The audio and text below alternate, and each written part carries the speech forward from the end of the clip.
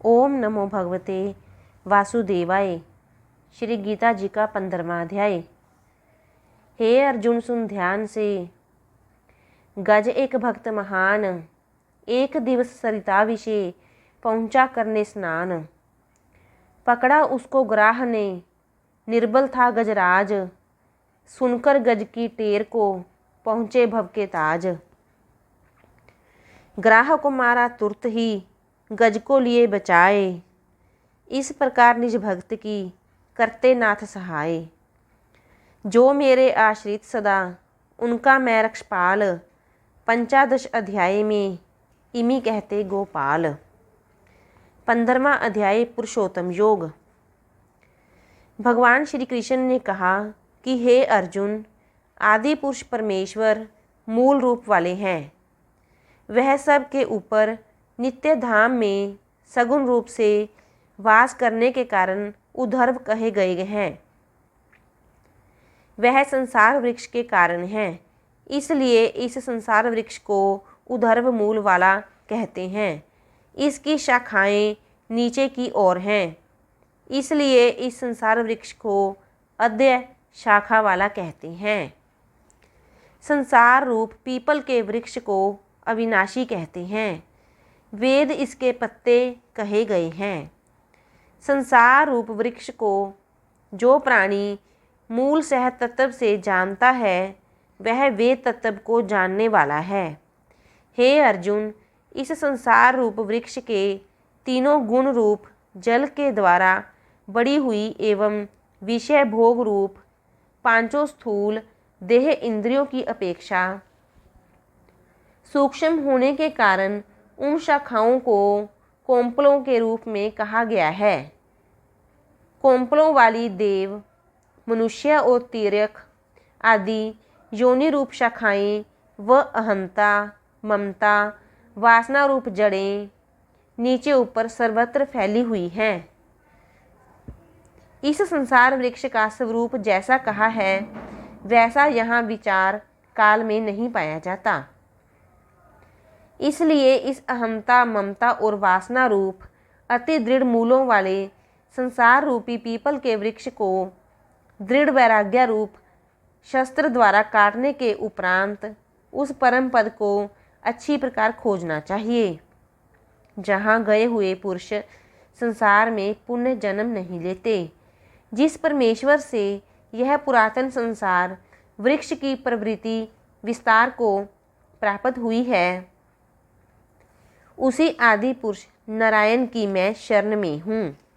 हे अर्जुन, जिस प्राणी की मोह माया में आसक्ति नहीं रहती, जो नित्य निरंतर प्रभु स्मरण में ही वृत्ति रखता है और जिसकी कोई इच्छा भी नहीं होती, ऐसे महापुरुष तथा तत्वज्ञानी पुरुष को निश्चय ही दिव्य धाम की प्राप्ति होती है। हे पार्थ, मेरे दिव्य धाम के प्रकाश की तुलना हजारों करोड़ों सूर्यों के प्रकाश से भी नहीं की जा सकती। इसलिए मेरे ऐसे प्रकाशमान और दिव्य धाम में जो प्राणी चला जाता है, वह पुण्य जन्म नहीं लेता। हे अर्जुन, समूची सृष्टि में जो प्राणी आत्मा रूप में जन्मा है, वह मेरा ही सनातन अंश है, उसका कभी नाश नहीं होता। वही सत्व, रज, तम गुणों से युक्त मन और पंचेंद्रियों को पृथक करता है। इनके ग्रहण के उपरांत ही आत्मा नए शरीर को धारण करती है। जब तक आत्मा शरीर में प्रवेश नहीं करती, वह शरीर मिट्टी के समान रहता है।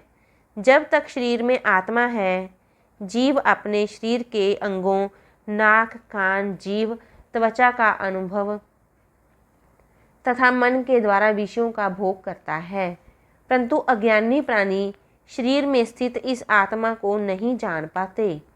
हे अर्जुन, आत्मा और देह को अलग अलग दृष्टि से केवल ज्ञानी ही देखते और जानते हैं।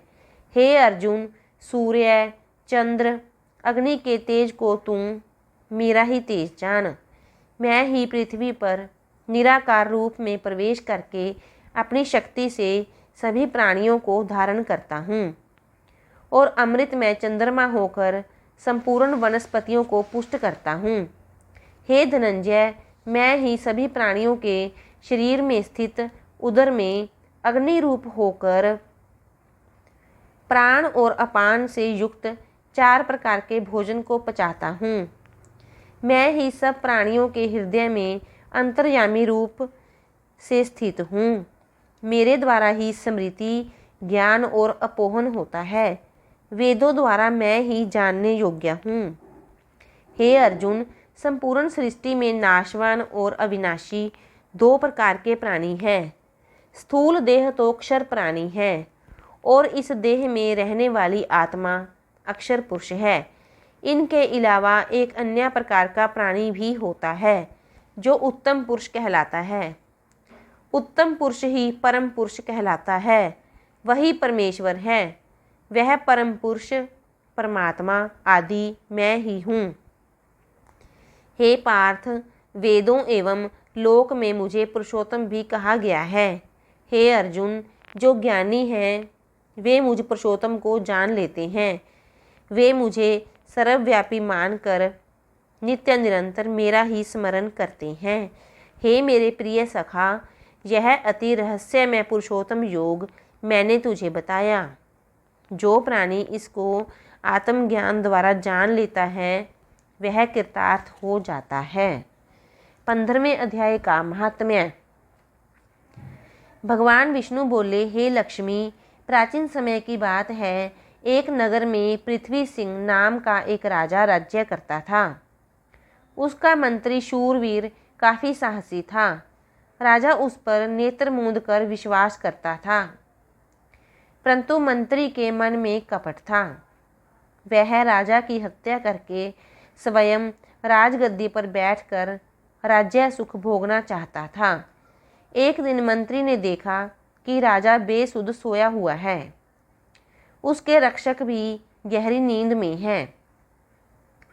मंत्री ने उसी समय राजा पृथ्वी सिंह, उसके रक्षकों और हितैषियों की हत्या कर डाली और स्वयं राज सिंहासन पर विराजमान हो गया।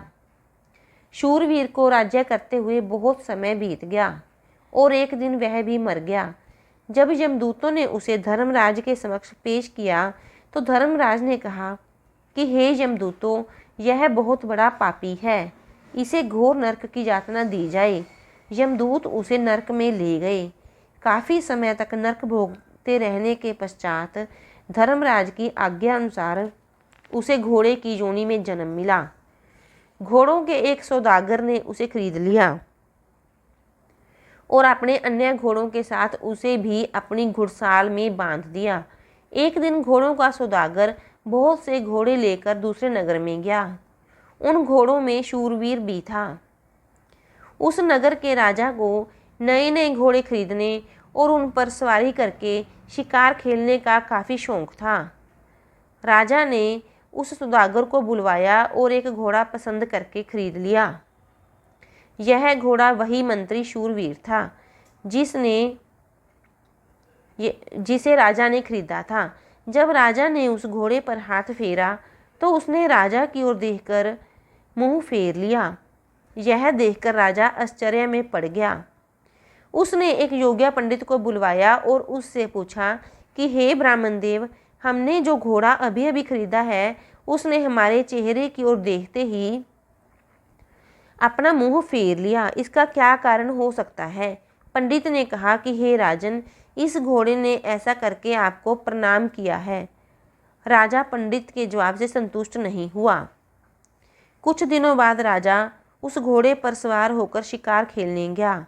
राजा शिकार खेलते खेलते जंगल में काफ़ी दूर तक निकल गया।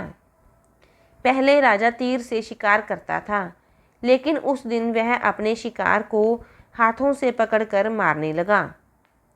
राजा को उस दिन शिकार में काफ़ी आनंद आया और वह काफ़ी प्रसन्न भी था। शिकार खेलते खेलते जब दोपहर हो गई तो राजा को प्यास लगी। उसे पास ही स्वच्छ जल से भरा एक तालाब दिखाई दिया। उसी तालाब के तट पर एक साधु की कुटिया थी।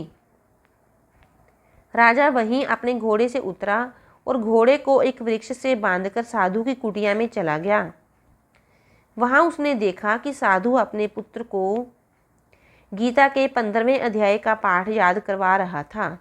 उसने वृक्ष के पत्ते पर श्लोक लिखकर अपने बेटे से कहा कि इसे कंठस्थ करो और खेलो। राजा ने जिस वृक्ष के साथ घोड़े को बांधा था वहां अनेक पत्तों पर गीता के श्लोक लिखे पड़े थे।